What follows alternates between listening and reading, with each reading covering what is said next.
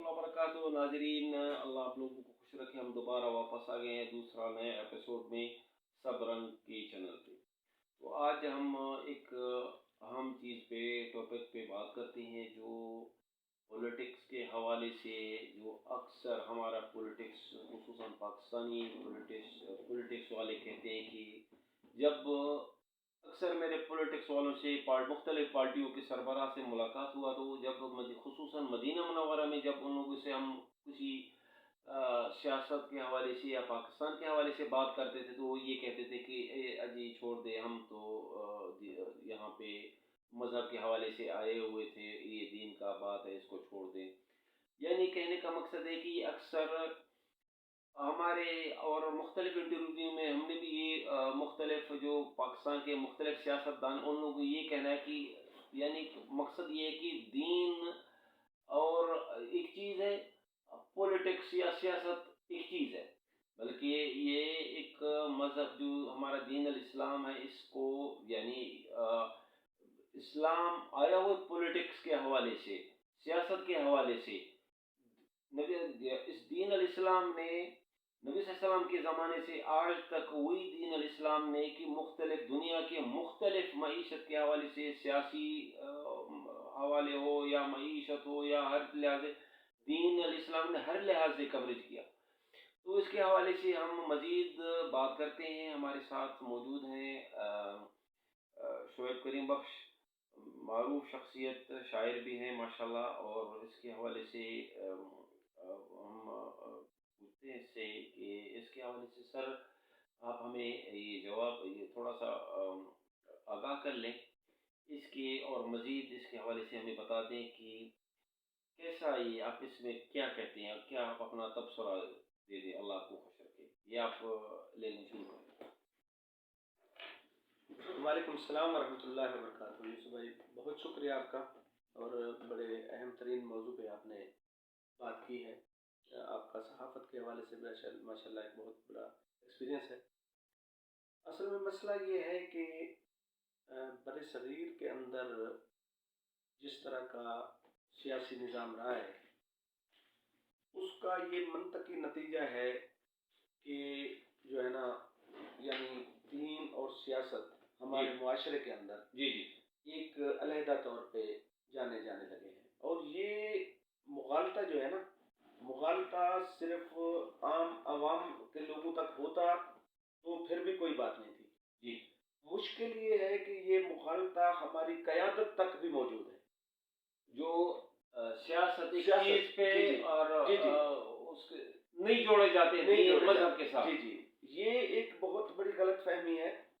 मैं पहले तो आपको ये बता देता हूँ कि ऐसा क्यों है। ऐसा दो वजूहात की बुनियाद पर है। पहली वजह यह है कि हमारे मुआशरे के अंदर, चूँकि वहाँ पे अंग्रेज़ों ने हुकूमत की है, तो उन लोगों ने पहले से दीन को सियासत से अलग किया हुआ था। वही सर आपका बात कर, ये जो इल्मानी सोच है, जी जी, जी जी, जिसको कहते हैं दीन को अलग किया जी जी, जाए, अलग किया जाए, सियासत को दीन से अलग किया जाए। जी जी, ये जी एक वो सोच लेकर जब वो लोग आए, तो हमारे यहाँ जो सियासी निज़ाम वो हमें विरसे में दे गए। एक तो इसकी ये सबब है कि हम इसको अलग समझ रहे हैं। दूसरा सबब ये है कि हमारे सियासी मैदान में वो लोग आ गए हैं कि जो, मतलब ये है कि मज़हब से तो उनका ताल्लुक नहीं है, लेकिन वो बाअसर हैं, ताकतवर लोग हैं, ज़िंदगी के किसी और शोबे से जुड़े हुए हैं। तो उन लोगों ने क्या किया कि आकर जो है ना, जब सियासत पे कब्जा कर लिया, तो उन्होंने दीन को अलग करने में एक बुनियादी किरदार अदा किया। और फिर उन्होंने उलमाए कराम को ये कहकर कि भाई तुम, ये दीन अलग चीज़ है, तुम दीन में किस लिए आते हो, बल्कि उनके लिए सियासत में बात करना एक तरह से गाली बना दिया। तो ये चीज़ें हैं जो इसको जुदा करने का सबब बनी है। हकीकी मानों में दीन जो है वो मजहब से जुदा नहीं है, बल्कि एक जुज है, और इस्लाम कुल है। जिस तरह उसके बाकी शोबे हैं, उसके मुआशियात है इस्लाम की, इसी तरह इस्लाम का एक सियासी निज़ाम है, एक मुकम्मल ज़ाब्ता हयात है इस्लाम। तो इसलिए हम ये बात वाज़े तौर पे कह सकते हैं कि ये दो अलग चीज़ें नहीं। यानी یعنی آپ کا کہنے کا مقصد سر یہ ہے کہ یہ جو غلطی کہاں پہ ہے، اب اس کو ہم کس طریقے سے اس کو مثلا مسٹیک کہاں پہ ہم اور کس کو عوام کو جیسا خصوصاً جو پاکستانی عوام ہے یا پاکستانی اس کو کیسے مثلا سمجھا دیا جائے اس کے حوالے سے؟ ہاں، اس کے حوالے سے دیکھیں، ہمارے پاس جو کسی کو بات سمجھانے کا طریقہ ہے، وہ سب سے تو بہترین جو ہمارے پاس فورم ہے ایک مسلمان کے پاس، وہ قرآن و حدیث ہے، پھر اسلام کی تاریخ ہے۔ اسلام کی تاریخ میں ہم اگر پہلے تاریخ کو لے لیں تو تاریخ ہمیں یہ بتاتی ہے کہ خلفائے راشدین جو ہیں ہمارے، جی ان لوگوں نے جتنی فتوحات کی اپنے زمانے میں جی اور اسلام کو بھی نافذ کر کے دکھایا دنیا کے سامنے میں، تو آج انہی خطوں میں اسلام موجود ہے، بے شک، وہی اسلامی ممالک ہیں، وہی جغرافیہ، ممکن ہے ملکوں کے نام تبدیل ہو گئے ہیں لیکن جغرافیائی اعتبار سے جو ان کی فتوحات ہیں ہم وہیں پہ کھڑے ہوئے ہیں، وہ ایک طرح سے انہوں نے وہ نافذ کر کے دکھایا۔ دوسری بات یہ ہے کہ اسلام نافذ ہونے کے لیے آیا ہے۔ اگر یہ اسلام دیکھیں، اللہ کے رسول صلی اللہ علیہ وسلم نے، آپ کے علم میں ہے کہ جب پہلے مکہ مکرمہ میں 13 برس تبلیغ کی تو ہمارے پاس کوئی ریاست موجود نہیں تھی اسلامی، تو جب مدینہ منورہ میں ایک اسلامی حکومت قائم ہوئی تو لوگوں نے دیکھا کہ یہ باتیں نہیں ہیں، یہ تو عملی طور پہ اس طرح کرنے والے لوگ ہیں، تو وہ نافذ کر کے جب ان کو چیزیں دکھائی تو وہ پھر وہی مسئلہ ہو گیا، وَيَدْخُلُونَ فِي دِينِ اللَّهِ أَفْوَاجًا، پھر لوگ فوج در فوج اس نظام کو دیکھ کر اسلام میں داخل ہونے لگے۔ ایک تو یہ بات ہے۔ دوسری بات یہ ہے کہ خود دیکھیں کہ قرآن کریم نے سورہ المائدہ میں فرمایا ہے فَمَن لَّمْ يَحْكُم بِمَا أَنزَلَ اللَّهُ فَأُولَٰئِكَ هُمُ الْكَافِرُونَ، کہ جو مسلمان حکمران ہے، سب سے مخاطب تو مسلمان ہے، تو اللہ تعالیٰ فرما رہے ہیں کہ جو مسلمان حکمران اللہ کے نازل کردہ فرامین کے تحت فیصلے نہیں کرتا، اس کا شمار کفار میں ہوگا، گناہگاروں میں بھی نہیں۔ عام بندہ فرد اگر گناہ کرے تو اس کو گناہگاروں میں شامل کیا گیا ہے، لیکن اس کو کیونکہ اس کے اوپر پوری قوم کی ذمہ داری ہے تو لہذا اس کو اسلام سے بھی خارج قرار دیا گیا ہے کہ اگر وہ اسلامی نظام کے مطابق اپنے انتظام مملکت کو نہیں چلاتا۔ اچھا، یہ ابھی ہم یہ بات کرتے ہیں کہ اچھا جیسا یہ سر جیسا یہ بات ہے کہ ہم جیسا ہم پارٹیوں کے حوالے سے لے لیں فضلی، تو ہمارے پاس پاکستان میں کافی جماعت ہیں جو مذہب کے ساتھ منسلک ہیں۔ اکثر جب اختلافات ہوتے تو کہتے ہیں کہ یہ تو مذہبی پارٹی، اس کے پولیٹکس سے کیا تعلق ہے، یہ تو جا کے اپنے مسائلوں کو دیکھ لیں، اس کے حوالے سے دیکھیں۔ مثلا فرضی طور پر ہم مثلا کھل کے بات کرتے ہیں، جیسا مثلا مولانا فضل الرحمان کا مثلا جو پارٹی ہے، کہہ رہے ہیں ان لوگوں کا کیا دخل ہے پولیٹکس کے حوالے سے، یہ جا کے اپنے مدارس کو جو دینی تبلیغ اسی حوالے سے آپ تھوڑا سا بتا دیں۔ بلکہ یعنی یہ کہنے کا مقصد ہے کہ جو دوسرے پارٹی ہیں ان لوگوں کے لیے پولیٹکس حلال ہے اور جو مذہبی پارٹی والے ان لوگوں کے لیے مثلا حرام ہے۔ یعنی یہ تو زندگی کا ایک حصہ ہے، جیسا آپ نے بتایا تھا کہ اسلام نے مختلف شعبوں میں مداخلت کی اور ہر چیز میں اسلام نے بیان کر کے وضاحت کر دیا تھا۔ جی، یہ بات آپ کی درست ہے کہ ہمارے ہاں جو یعنی بدقسمتی سے سیاسی جماعتیں جو ہیں وہ تقسیم ہیں، یعنی مذہبی اور ایک مغربی سیاسی سوچ یا غیر مذہبی مطلب یہ ہے کہ سوچ کے ساتھ سیکولر تو نہیں کہہ سکتے، سیکولر بھی کچھ ہوں گے، لیکن جو ان کی سوچ ہے وہ یہ ہے کہ جو ہے نا جو مذہب ہے وہ ایک الگ چیز ہے، اور جو کچھ سیاسی پارٹیاں ہیں، جس طرح کہ آپ نے ایک پارٹی کا نام بھی لیا کہ وہ مذہب میں بھی اپنی نمائندگی کرتے ہیں، ان کے دینی مدارس بھی ہیں اور ساتھ میں وہ سیاست بھی کرتے ہیں۔ پہلی بات تو یہ ہے کہ دیکھیں، میں آپ کو بتاؤں کہ اسلام بہرحال اس طرح کی تو کوئی تفریق نہیں کرتا کہ کوئی جماعت جو ہے نا وہ مذہب کا نام جو ہے وہ استعمال کر رہی ہے نہیں کر رہی، ظاہری طور پر وہ سب برابر ہیں۔ اسلام کے اندر جو بندہ مسلمان ہے اس کو تو سیاست کا حق ہے، لیکن ان کو جو حقیقی طور پہ حقدار ہیں، جن کے ذمہ یہ ہے کہ وہ اللہ کے قانون کو زمین پر لاگو کریں، سورہ الفتح میں اللہ تعالیٰ نے فرمایا ہے کہ جب تک یہ دین پوری طریقے سے نافذ نہیں ہو جاتا اس کے فوائد آپ کو کس طرح حاصل ہوں گے. تو آپ توحید کا نفاذ کس طرح کریں گے, آپ اسلامی سزاؤں کا کس طرح کریں گے, آپ ایک اپنا معاشی اسلامی نظام کیسے چلائیں گے, تو کس بنیاد کے اوپر آپ خلافت کے اصول مطلب کس طرح قائم کریں گے. پاکستان کا آئین یہ کہہ رہا ہے کہ اسلام سپریم لا ہے ہمارے پاس, ہم نے تسلیم کیا ہوا ہے اپنے آئین کے اندر کہ ہمارے اوپر جو ہے نا اللہ تعالیٰ کی اقتدار اعلیٰ جو ہے وہ اللہ تعالیٰ کا ہے ہمارے اوپر.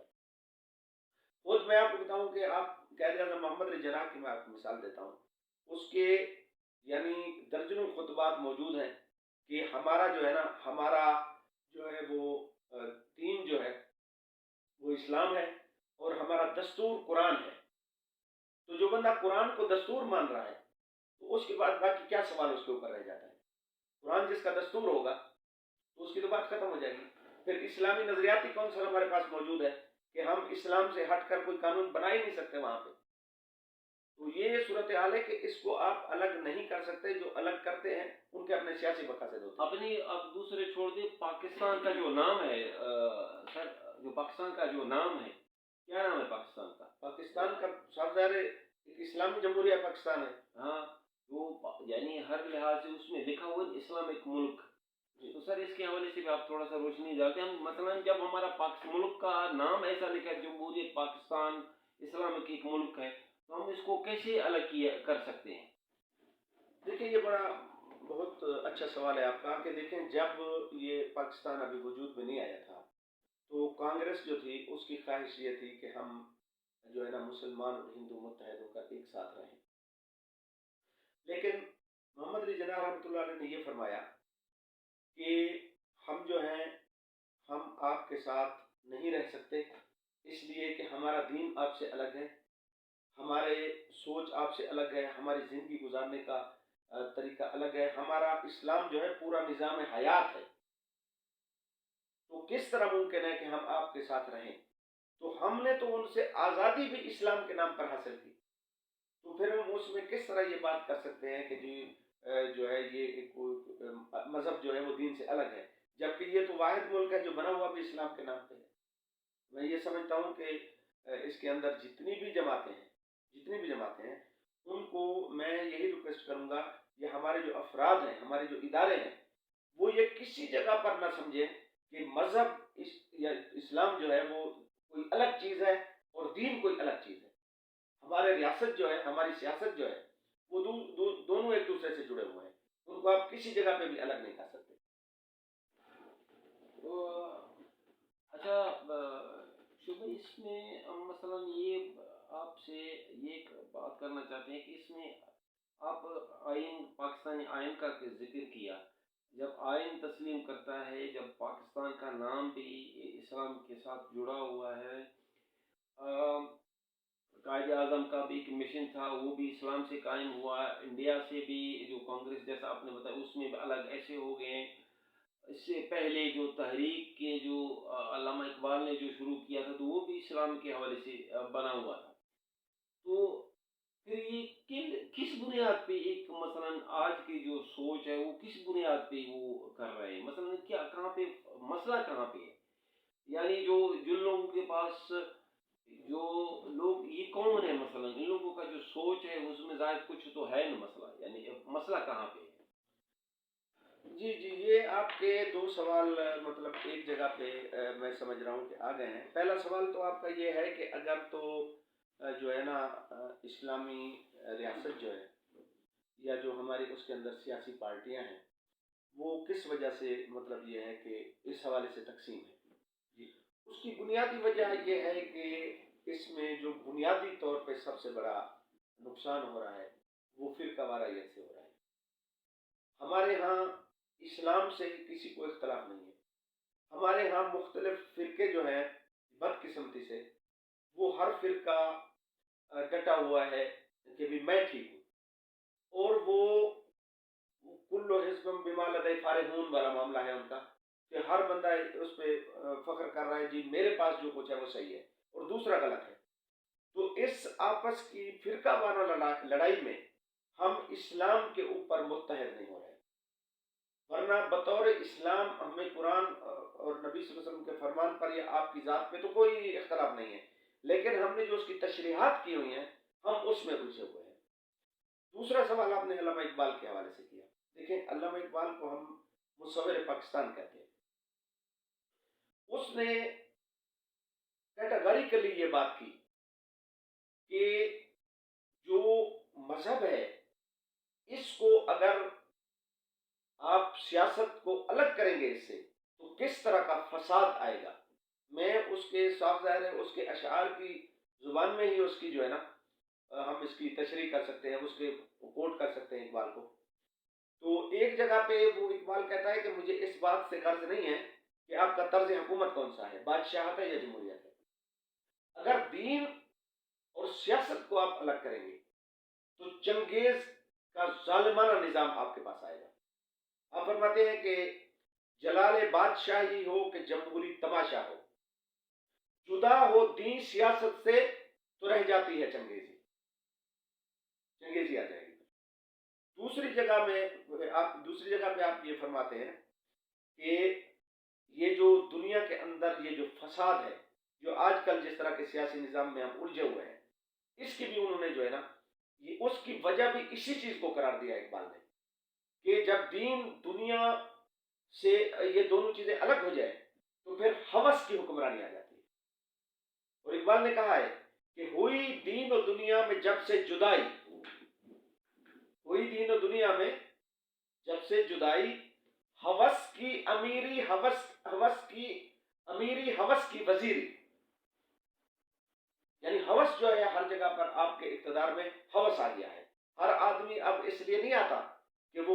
یعنی اسلام کے طریقے پہ لوگوں کی خدمت کرے، بلکہ وہ لوگوں کو اپنے ہوس کے لیے لوٹنے کے لیے آتا ہے۔ اس کا مقصد نہ تو مذہب ہے، وہ ایک درندے کے طور پہ آتا ہے کہ میں لوٹ کے یا نوچ کے کھا جاؤں اس کو۔ وہ یہ ہوس جو ہے اس کی حکمرانی ہے۔ میرے انداز میں سر میرے انداز میں اگر جو آج کل جو پاکستان کے اندر جو سیاسی بحران ہے، یہ اسی کے جو نتیجہ ہے جس سے ہم تھوڑا سا دین سے دور ہیں، جس میں ہم قرآن پاک میں خود ذکر ہے کہ آپ بر اور تقوی میں تعاون کریں اور عداوت میں آپ تعاون نہ کریں۔ اگر ہم صرف اسی کے حوالے سے اگر ہمارا جو مختلف پارٹیز والے اور مختلف سیاسی والے اگر اس کو تھوڑا سا دین کے حوالے سے اسی آیات میں تھوڑا سا آ جائے، میرا انداز میں 2 منٹ کے اندر یہ پاکستان کے بحران مسئلہ ختم ہو جائے گا۔ اچھا سر، دوسرا مجھے یہ بتائیں کہ یہ جو عمران خان بات کر رہا تھا ریاست پاکستان کے حوالے سے، ریاست مدینہ کے حوالے سے، اس کے حوالے سے بھی تھوڑا سا آپ بتائیں کہ یہ کیا واقعی یعنی اس کا کچھ سوچتا کہ ہم اسی پہ آ جائیں یا کچھ سیاسی ایجنڈا تھا؟ دیکھیے، میں یہ سمجھتا ہوں کہ ہمیں تو کسی بھی بندے کا جو انڈیویجول کے طور پہ، انفرادی طور پہ ہم کسی سیاسی پارٹی کو وہ نہیں کرتے، خاص طور پہ اس کا نام لے کر، لیکن چونکہ آپ کا سوال ہے تو میں کوشش کر رہا ہوں کہ اس کو یعنی محتاط طریقے سے اس کے اوپر رد عمل دے دوں۔ دیکھیں، اسلام کا جو ایک تصور ہے اس میں سب سے پہلے میں آپ کو بتا دوں کہ اسلام ہمارے یہاں یہ ہے جی کہ کسی بندے کی اگر شخصیت مسخ ہے نا اپنے ذاتی کردار کے حساب سے، تو ہم کہتے ہیں کہ یہ اس کا ذاتی مسئلہ ہے۔ اسلام یہ تقسیم نہیں کرتا۔ حضرت عمر بن خطاب رضی اللہ تعالیٰ عنہ کے بیٹے نے اپنی بیوی کو طلاق دے دی، اور وہ ان دنوں میں طلاق دی جن دنوں میں عورت کو طلاق نہیں دی جا سکتی تھی۔ تو جب وہ زخمی حالت میں تھے تو کسی نے تجویز پیش کی کہ اے امیر المومنین، آپ اپنی زندگی میں اپنے بیٹے کو امیر المومنین جو ہے نا خلیفہ مقرر کر دیں۔ تو آپ رضی اللہ تعالیٰ نے یہ نہیں فرمایا کہ جو ہے نا میرا بیٹا ہے، میں سیاست میں اس کو اس لیے نہیں لے آتا۔ وہ آپ نے کیا جواب دیا؟ آپ نے فرمایا کہ جس بندے کو तलाक देनी नहीं आती, जिसको तलाक देने का पता नहीं है कि बीवी को तलाक किस तरह दी जाती है, उसको मैं उम्मत का जो है वो मुसलमानों का खलीफा बना दूं। तो मजहब की अप्रोच जो है ना वो शख्सियत से शुरू होती है। उसमें ये नहीं है कि ये आपकी जाती जिंदगी है और ये जाती जिंदगी नहीं है। उसमें सबसे पहले इंसान को ये देखना पड़ता है, कोई भी इंसान हो, कोई भी सियासतदान हो, कि देखें कि उसके अंदर इस्लाम कितनी है। देखिए कि अगर कोई फूल है तो उससे खुशबू आएगी। तो बहरहाल आखिर में हम यही मतलब सारे सियासी जमातों को आखिरी जुमले में यही जो है ना वो देते हैं, दावत देते हैं कि भाई वो बैठें और मजहब को, इस्लाम को जो मुकम्मल ज़ाब्ता हयात है, इसको आप अल्लामा इकबाल के ख्वाबों की तरह, कैद आज़म की ख्वाहिशों की तरह एक इस्लामी फलाही ममलिकत बनाकर दिखाएं, ताकि लोगों को ये पता चले कि लाखों लोगों की जो कुर्बानियां हैं और जिन शहीदों के खून के ऊपर इस मुल्क की तामीर हुई है, हम बताएं दुनिया को कि इसके ये नताइज हैं। फिर जाकर हम एक कौम भी बनेंगे और एक हम जो है ना वो मिल्लत भी बनेंगे। शोएब भाई सर, बहुत अख्ताम में बहुत आपका मशकूर है हम, आपने टाइम दे दिया, और नाजरीन के इंशाल्लाह जो सब रंग के जो नाजरीन हैं, इंशाल्लाह नेक्स्ट एपिसोड में आपसे दोबारा मुलाकात कर लेंगे, दूसरे मुख्तलिफ टॉपिक से बात कर लेंगे। बहुत मेहरबानी।